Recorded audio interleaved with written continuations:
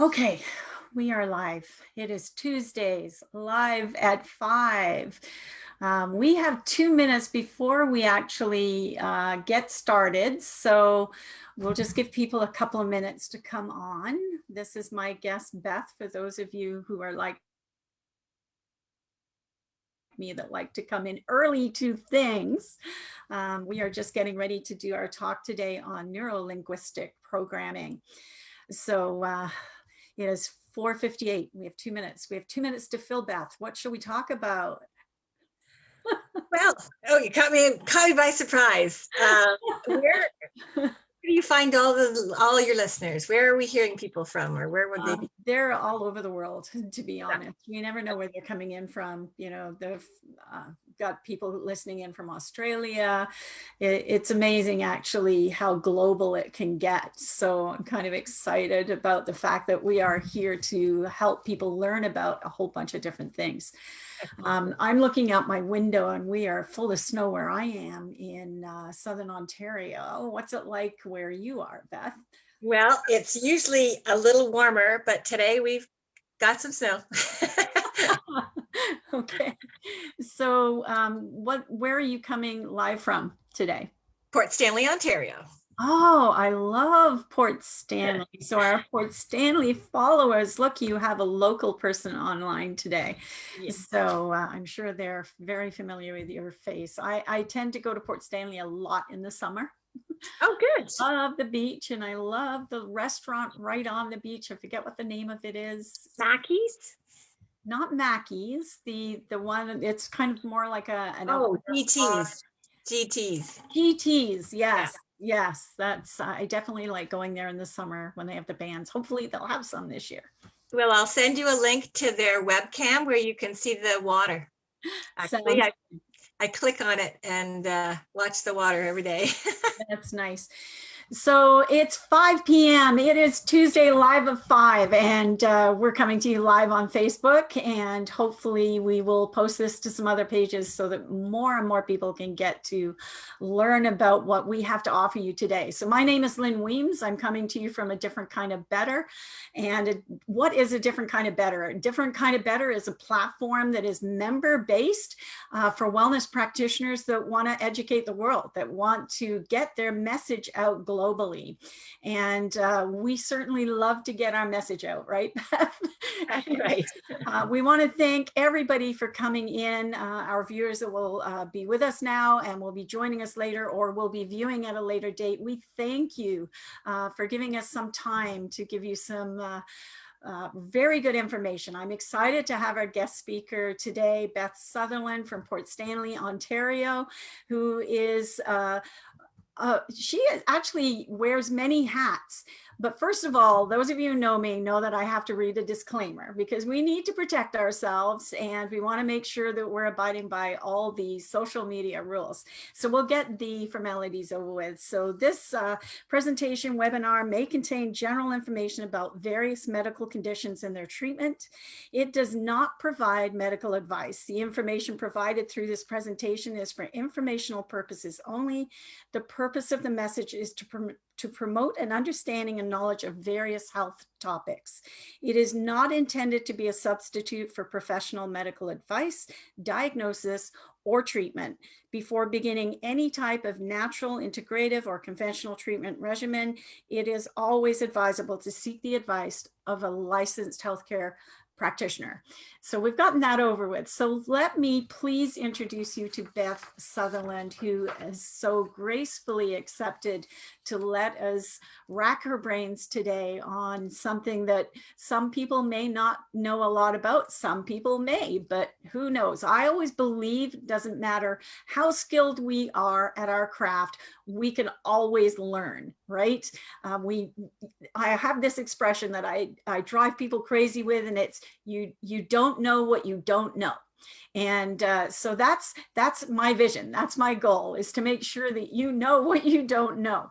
So let me talk to you a bit about Beth. Beth dove into the self-help movement in the late 70s, and she had the benefit of learning from the masters. Some of those masters are Bob Proctor, Richard Bandler, one of the fathers of NLP, which is Neuro Linguistic Programming, Tony Robbins, one of my favorites, Dr. Wayne Dyer, Louise Hay, Zig Ziglar, Adam McLeod, and the list goes on, right? She learned by experience, which most of us do. And those that know me know that I love experience. I think experience is the best way to get good at your craft. She realized that thoughts are directly related to our ailments and how we feel about ourselves, and of course, the action and the motivation those feelings produce. So she has expanded her abilities into self-empowerment coaching, brain gym teacher, medical intuitive, quantum healing practitioner, and ignited all the intuitive gifts. So that's feeling, seeing, hearing, and knowing, and started coaching full time. I don't think you could get a better array of crafts than what I've just given you. So many of us in this field start off in one area and then branch out into so many different areas. And I just think it's so amazing that we all want to continue learning, and that's what's great about this field. You never know it all. It's you just go from one day to the next, and you think you finally got it, and then boom, something pops up, and somebody like Beth comes along, and we realize that, oh no, there's way more to this. There's even more things that we can learn. So I'm gonna, at this point, seal my lips because I love to talk, and let Beth take the platform here and start to tell us. So I guess what I'll start with is, what started you, Beth, on your path of self-wellness? Well, I'm going to say I've been doing it probably close to 4 decades. So that's why I have a list of things on there. I know. But I mean, I remember grade 11 reading instant ESP, and it was way out of the realm of what other people were reading. I had for years as a kid been misunderstood with education and how I was performing. I know that was connected to my self-esteem. I was a very positive kid, but got a lot of feedback of negativity, not trying hard enough, those kind of things. I think I would have probably been diagnosed as like ADHD or ADD or something back then if they had that designation. I'm probably glad I didn't, because then I would have labeled myself. Instead, I kept searching. What is different? Why am I different? What is happening? And NLP just completely changed my life. So it started down that path. So you had mentioned too, the constant learning. Because I didn't learn the way other people did, I was always searching on this never-ending search for answers. And I knew innately that there was answers. So that was good. I think that would take me to the kind of the most powerful thing that I came out of this understanding of, that nobody knows you other than you. And it's, unless you can communicate that and get those answers for yourself, nobody else can. Just like saying people used to think I was lazy. They had no idea I was trying my hardest underneath the surface. So that misunderstanding labeled me something, and I was constantly trying to look for something different. Therefore, judgment was always in the way, and mocking and things that created a blockage in me trying to succeed. So I was constantly looking, and I think it's what you're put here to do. So I was constantly on the right path. Yeah. And it's funny that you brought up the word label, because, I tend to listen to words because, some of my training has come from that. And, it's like in medicine, when I worked, in the medical field, we tend to give people a label. And as soon as we give them that label, it changes things. Yeah. Yeah. It shuts down all the possibilities. I read in E3, I just can't remember the name of it, Pam Grout's E3, or it was E2. I can't remember which one it was, but the idea that we have all this experience, all this stuff can come to us, but based on our beliefs, that that filter closes and closes and closes and closes. So if we are part of that label, all this good stuff can't come in because we've already made the decision that we are this. So expanding and allowing and making those changes, and it continues to let more and more information in. Yeah, I think we really need to be aware of that, because a lot of people will say to me, so, well, what do I have? Well, I prefer not to give you a label. Yeah, I like to say experiencing, like I said the other day, I'm experiencing symptoms of X. I don't want to say I have it, I'm just experiencing it. So let's get rid of that symptom, because I don't want it. I've put it in for a bunch of reasons. And you had said you really pay attention to words. Well, that's what NLP is. NLP is the attention to words. Yeah. And if you listen to the gurus, they'll go into long explanations of what it is that will make you lost, but really it is listening and being aware of the words that you're saying, because those words are causing a active motion inside the brain.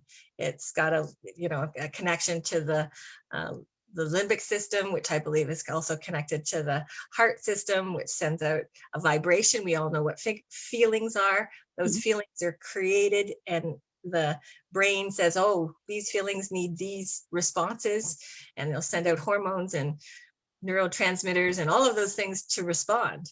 And the body knows what to do with it. They need to store it over here, or they need to release it over here, or they need to do this. And the body isn't a they, but you know what I mean. and that's neuro-linguistic programming. And if it's not working for you, you're not moving in the direction that you need to be moving in. And your emotions are telling you this. So if you're low, you're feeding yourself emotions that aren't allowing you to move. And the conscious is connected to the body. It's that piece. So understanding that you're saying things and why the brain is saying things, that was the next thing I learned that was amazing. And that you could control those words. That's the next thing I learned. So therefore, you could take what's going on and start shifting so that the brain takes a neuro pathway a different way. So neuroplasticity is what it's called now. There's a great book called The Brain That Changes Itself by Norman Deutsch. And it's all it is saying, you say an affirmation, it's going to create a new response, and that new response is going to take the pathway somewhere else. In NLP, if you're working with a client, you're doing a lot of rapport making and talking and shaking heads and doing the same thing to get that rapport, right? Yeah. And the movement of kind of changing the ideas is part of that. So it's connected to what's happening. So I remember if people would come in and they would have a loop in their head of this thought creates this sadness, which creates this response, which is tears, and the stomach tightening and all of those kind of things. So it is doing something to change that pathway. And so sometimes I would go as they were telling me a very serious story. People don't like that. Just to let you know, it's not something I would do unless you're in rapport, because they'll go, what the heck was that? But then I'd let them talk again, and they'd start talking, and I could get up and go around my chair and sit back down again. They'd look at me like, what are you doing? And I'd say, well, just start again. And what's happening every time I'm starting the story over again, the neural pathways are going in a different direction. And all of a sudden they're not crying anymore when they're saying the same story. And I'm saying, well, what happened to that momentum? Well, it took a new pathway. And while they were taking a new pathway, I would say, it's okay, let's be calm, or little suggestions, which is like hypnosis, it's suggesting. And that's where NLP came from. It was hypnosis. Eric Milton came up with working with the Daves to get the message, to change it so that you're talking to your conscious brain as well as your unconscious brain. So it is in hypnosis, typically you don't hear what's going on when they tell you that you're going to talk like a chicken. If it was NLP, you would hear that and go, hey, wait a minute. No, I don't want that. So there's some integration between conscious and unconscious, and there's some agreements. And when the person is really relaxed and they're listening and they're going through a process, you can ask for unconscious responses by just saying, show me an unconscious sign that will allow me to know that you're listening. And the arm could raise up, or something will happen that they're not doing it consciously. You know that they're not. And so watching all of those responses while I was helping people with fears or quitting smoking or things like that, because I worked really hard on myself for a long, long time. And then I thought, well, I could help other people too. Right. I was in sales, so I help people get over asking for the order by teaching them that no is not a problem and changing the representation of no. So that's huge. If you say no to somebody, usually they like, oh dear, and they want to walk away. If you teach them no is okay and no is funny and no is changed what's going on behind it, then when someone says no, like when someone says no to me, I'll smile because I've changed how that feels by putting kind of new feelings towards it. So I'll say no. What part? If you say no, what part of no? What can we get at? How can I change so that it could be a yes? So it's not painful. So therefore you can ask for the order if you need to. Absolutely, because I know if I ask somebody something and they say no, if I'm making a request, for example, I used to get really upset with that. But now I find that, wow, I'm so happy that they are able to say no to me, that they feel comfortable enough to say no. So we should never be upset that somebody is saying no to us. Right? You're not taking it personal anymore either, right? Exactly. It's there's no. Yeah. So that's a little harder to work at, but it gets there. Absolutely. So Beth, what has been the most powerful understanding of yourself that has been the most profound to you? Okay, and I know how this is related totally to NLP.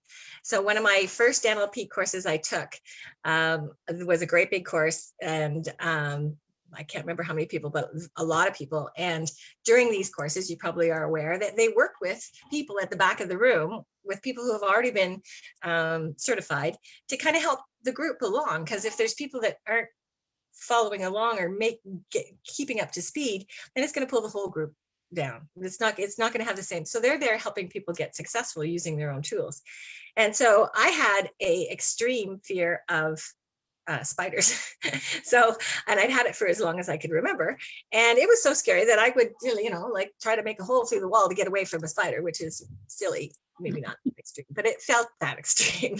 Yeah. And so I went to the back of the room for them to help me with this. And they noticed right away that I was thinking, when they were giving me suggestions, I was thinking in different ways that compared to normal people.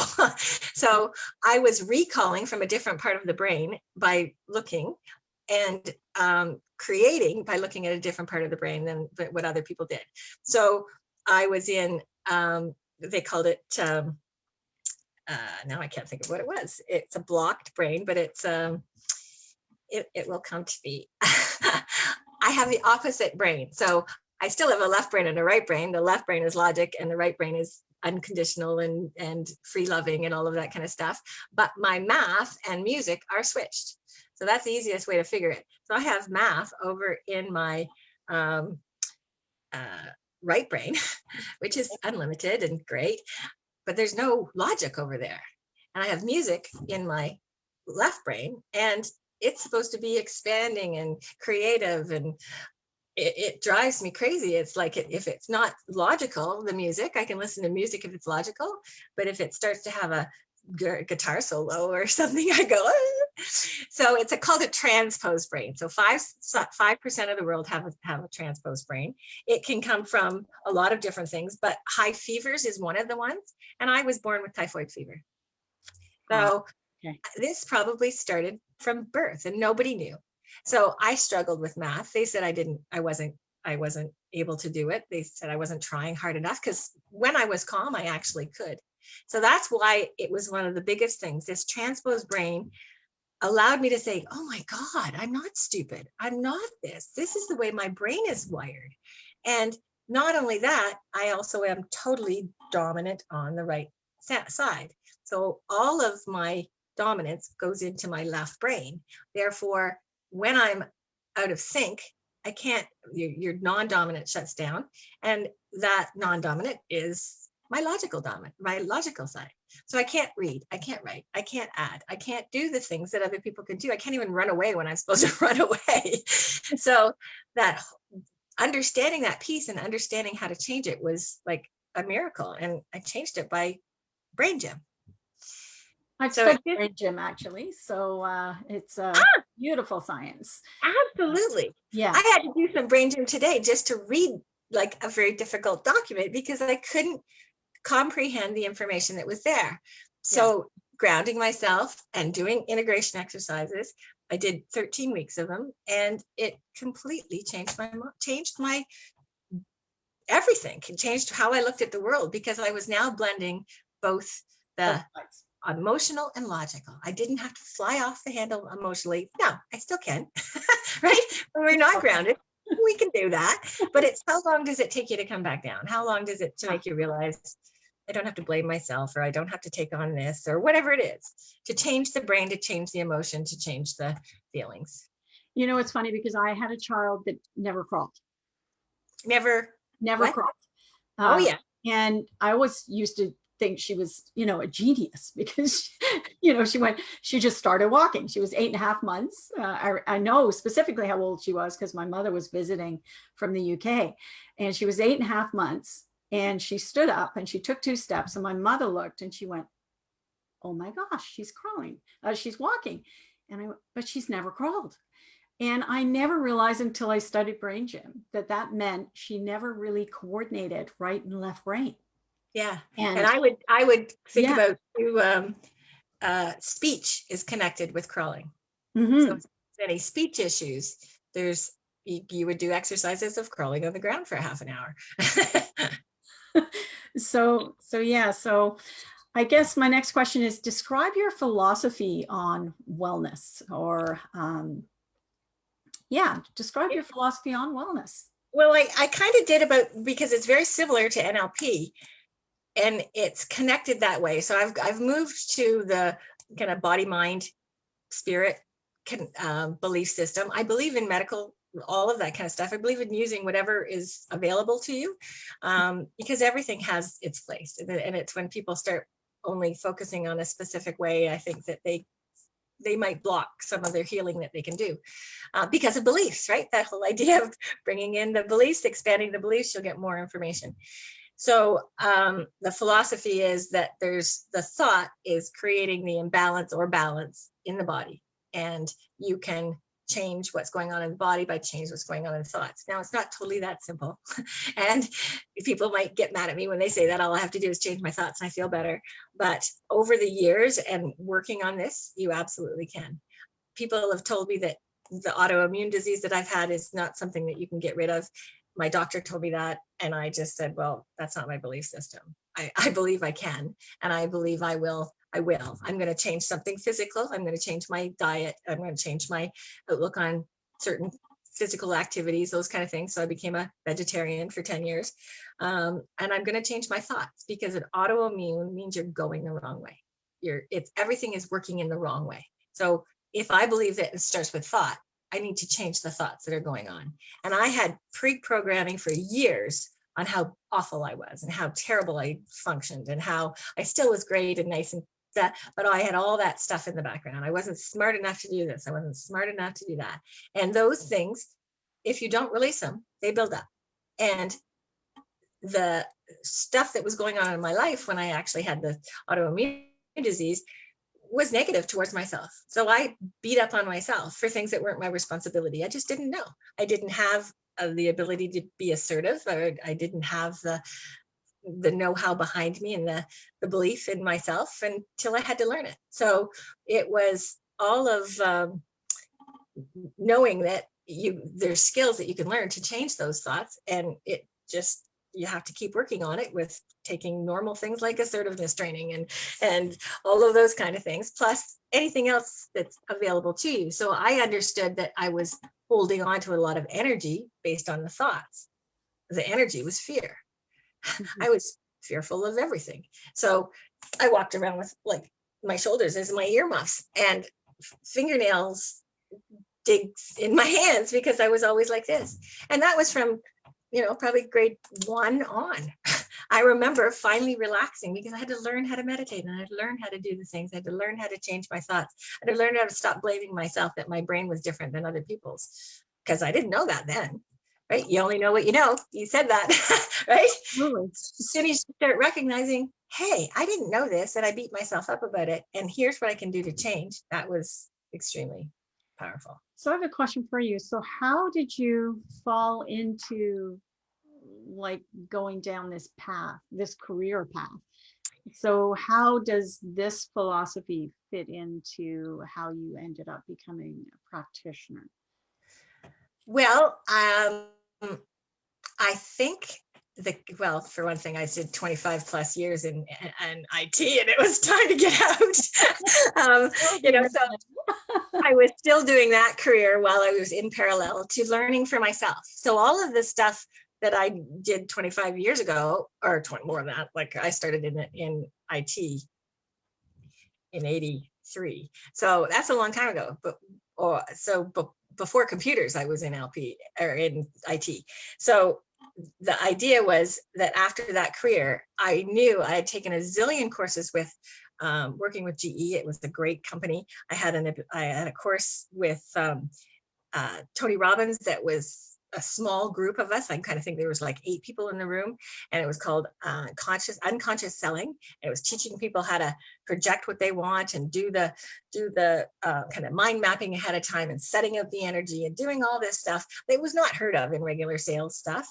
Right. Took Zig Ziglar. I took all of these things. I took NLP on the side. So it just transformed. I just collected all of this stuff. And when I finally got my 3rd golden handshake from the IT world, I said, maybe the universe is trying to tell me I should do something different.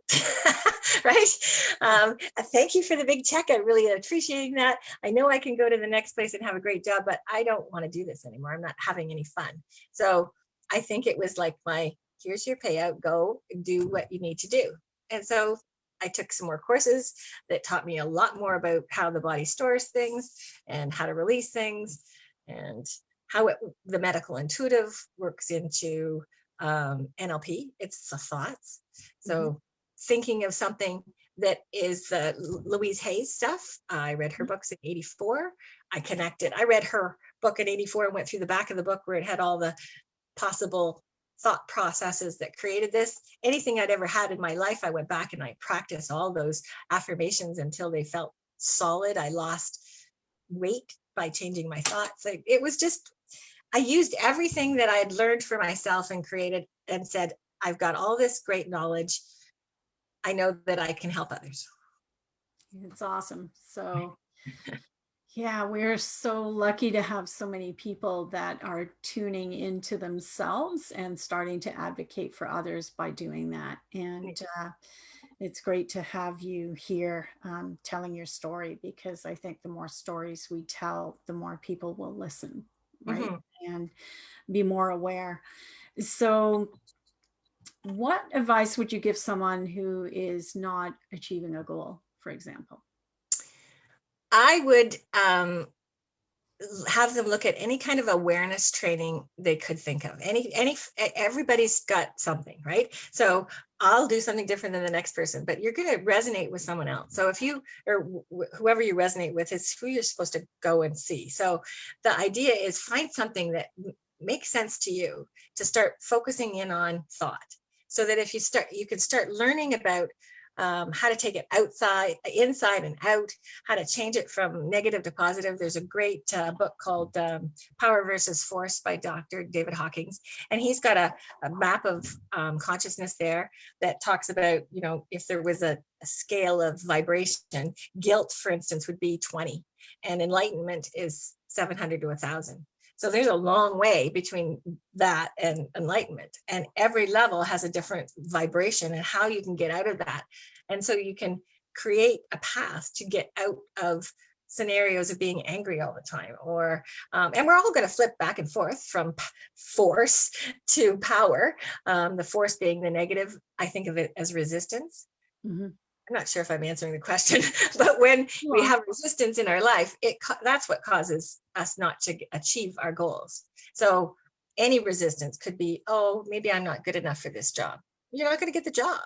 You know, that's as simple as that, because you've dropped the energy of what you really deserve.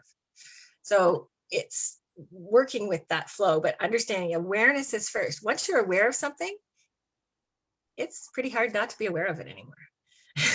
Right? So you can't keep doing the same thing and keep blaming or something. Blame is also down by guilt. So low, right? Once you start taking responsibility and you're moving up the chain, you're going to start, even willingness is like 310. So you're halfway to being enlightened. And by just being willing to change. And there's so many simple steps to start focusing on. I'd recommend anybody to get that book to just help themselves with knowing that this is normal and people do it and there's solutions. And kind of making little changes and working on them will, just that intention alone will give you the answers if you're open to answer. Yeah. What have you achieved that you can directly relate to changing your thought process? Like, one of them pretty easy is weight. okay. I had all of a sudden realized 10 years after I had my last baby that I weighed now more than I did when I was pregnant.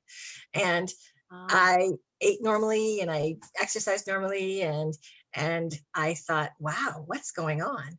I probably always been on a little bit of the heavy side, but I'd never been up to 160 for myself.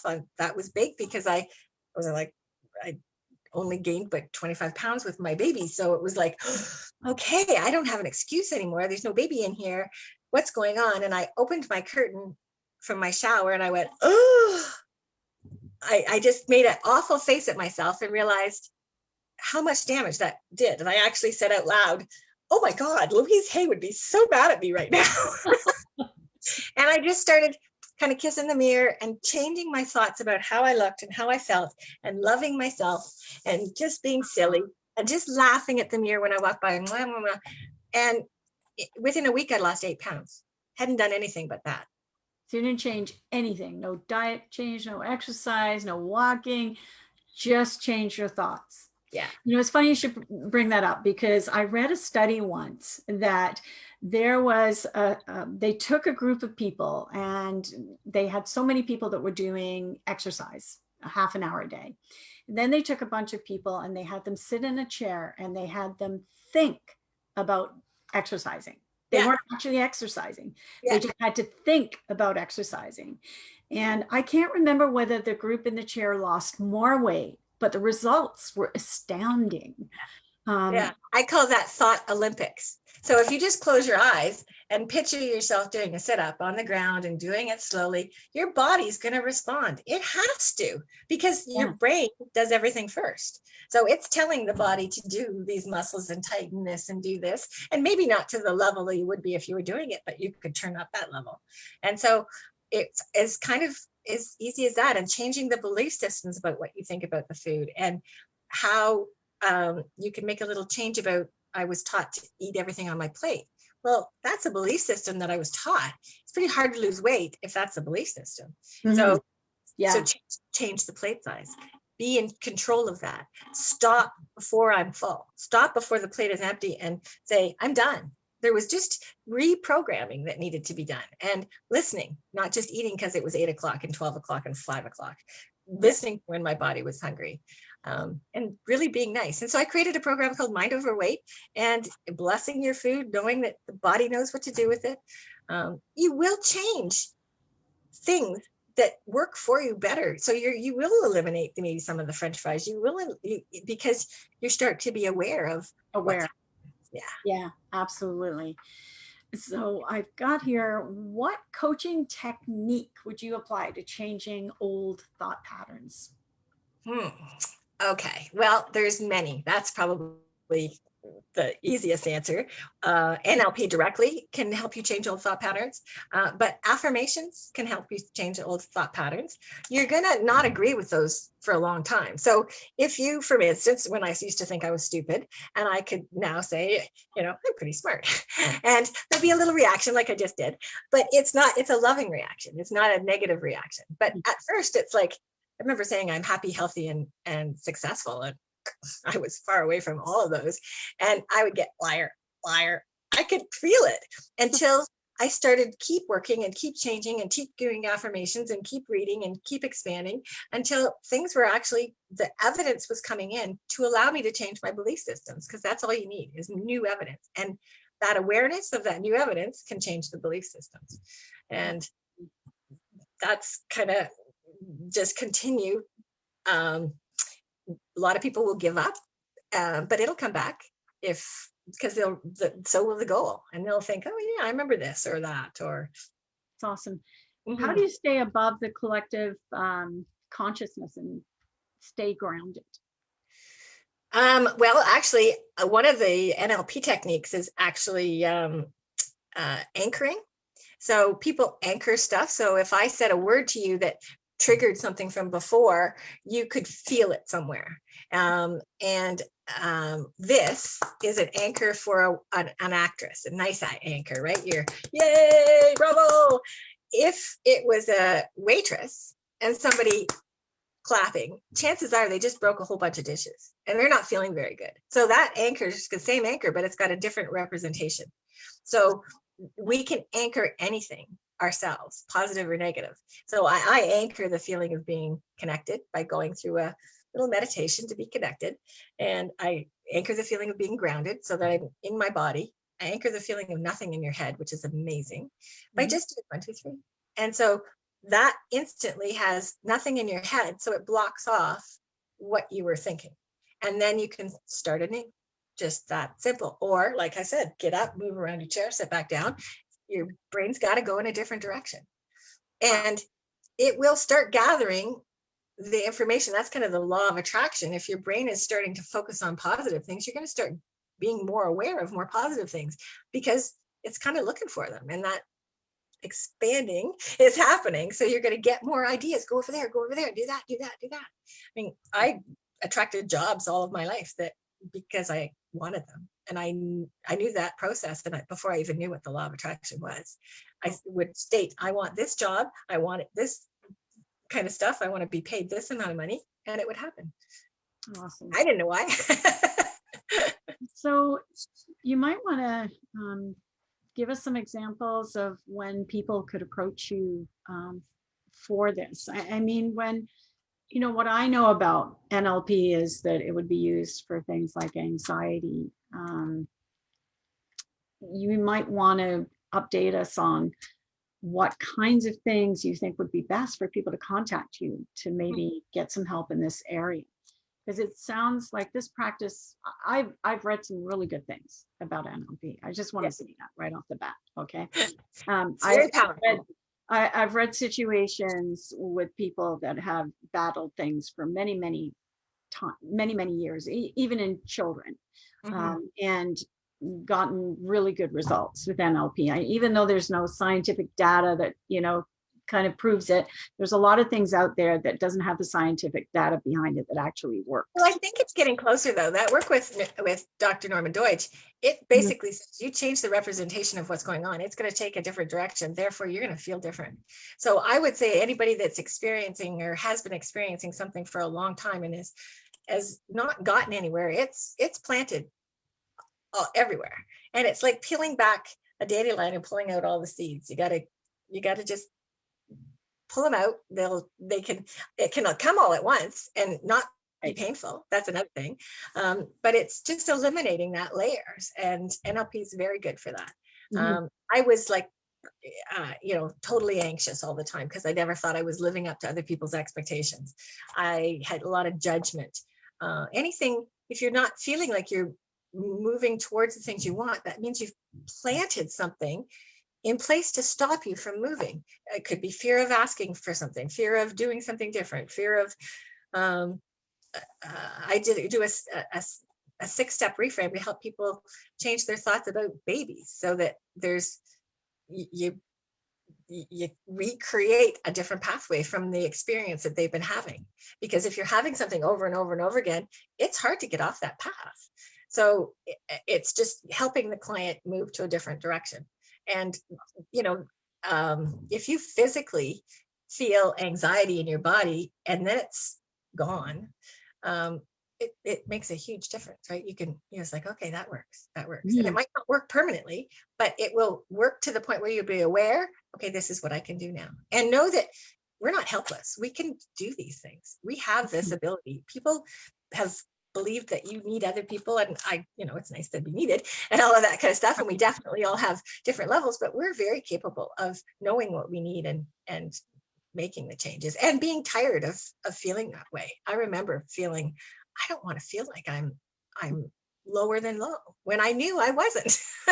It was just, that's what I thought. And it's good that you are aware of that, and that's because you've done what you've done. And this is what we would like to have people experience, right? Yeah. To So I would say, watch your emotions. If they're really low, you're Mhm. going the wrong way. And you need something to help you shift those emotions in the direction that will help you versus hinder you. And we're not causing our health problems. We're not causing our issues. We're creating, it's almost like a loop that's what the brain is supposed to do. And it's learning that we are a spirit. We can hack that loop and be successful with it. So we're kind of out of time. I'm sorry. I would love okay. more. I told you I could talk a lot. That's okay. So I want to thank you so much, Beth, for coming on and sharing this with our viewers today. And we might ask that you just give us a quick overview on how they could reach you if this is something they feel that you may be able to help them with. How do they contact you? The easiest is Beth at bethsutherland.com. That would be, I would say, if you can remember my name. I think that's easy, www.bethsutherland.com. And I always talk to somebody for usually about a half an hour to see if they understand what I'm trying to do or trying to achieve, as well as what they're trying to achieve, and if they can blend together. Because if someone doesn't have a belief system, we can get them there, but there's some work that has to be done in the background. But I think everything starts with thought. So it's the best place to start. All right, folks, thank you for tuning in today. We appreciate it.